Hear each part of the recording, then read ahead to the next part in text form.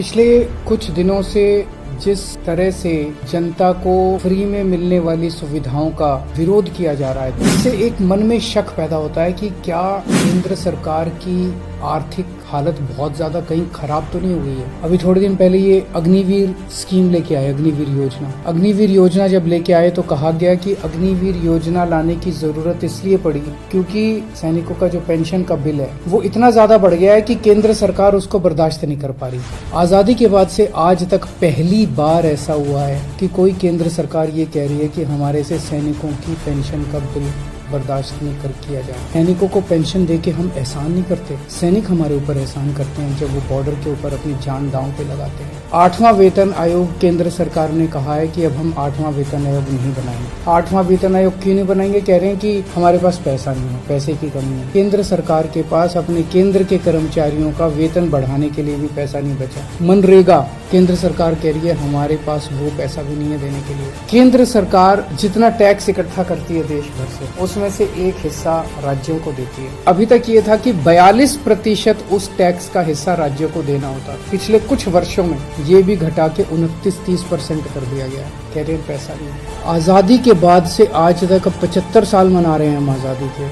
पहली बार एक गरीब आदमी की गेहूं और चावल के ऊपर टैक्स लगाया गया, खाने पीने की चीजों पर टैक्स लगाया गया। कभी नहीं लगाया, किसी सरकार ने नहीं लगाया, किसी सरकार ने इतना क्रूर कदम नहीं उठाया। ऐसी क्या हालत हो गई केंद्र सरकार की कि गरीब से गरीब आदमी की खाने के ऊपर टैक्स लगाने की नौबत आ गई, जो आज तक 75 साल में कभी नहीं हुआ था। और अब कह रहे हैं कि सारी जितनी सुविधाएं जनता को फ्री में मिलती हैं वो बंद होनी चाहिए। सारे सरकारी स्कूल या तो बंद किए जाएं और या सारे सरकारी स्कूलों में बच्चों से फीस ली जाए, ऐसा कह रहे हैं। अब सोच के देखो, अगर सरकारी स्कूलों में फीस लगने लग गई तो बच्चों को तो कोई नहीं पढ़ा पाएगा। आधे से ज्यादा बच्चे इस देश के अनपढ़ रह जाएंगे। देश आगे कैसे बढ़ेगा? कह रहे हैं कि सारे सरकारी अस्पतालों के अंदर अब पैसे लगने चाहिए। सरकारी अस्पतालों में जो फ्री का इलाज होता है वो बंद होना चाहिए। गरीब आदमी के पास इलाज कराने के पैसे नहीं है, वो कहाँ से लाएगा पैसे इलाज कराने के लिए? और जिसके पास पैसे नहीं है उसका इलाज नहीं होगा, मर जाएंगे गरीब लोग इस देश। और अब ये कह रहे हैं कि राशन भी फ्री का राशन भी बंद होगा, फ्री नहीं होना चाहिए। प्रश्न उठता है ये सारा पैसा केंद्र सरकार का गया कहाँ?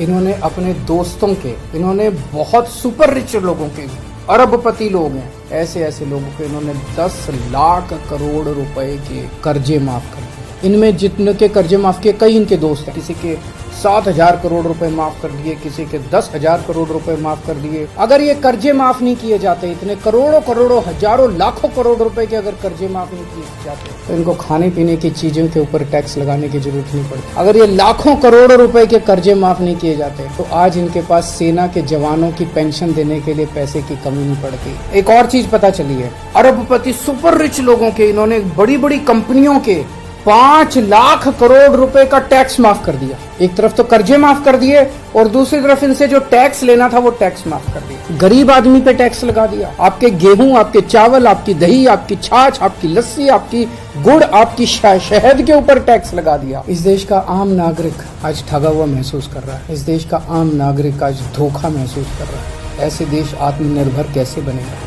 ऐसे तो अपने देश के युवाओं का और बच्चों का भविष्य अंधकार में। अगर ये देश कुछ चंद लोगों के लिए चलेगा, अगर सारा सरकारी पैसा कुछ चंद लोगों पे उड़ाया जाएगा तो देश आगे कैसे बढ़ेगा?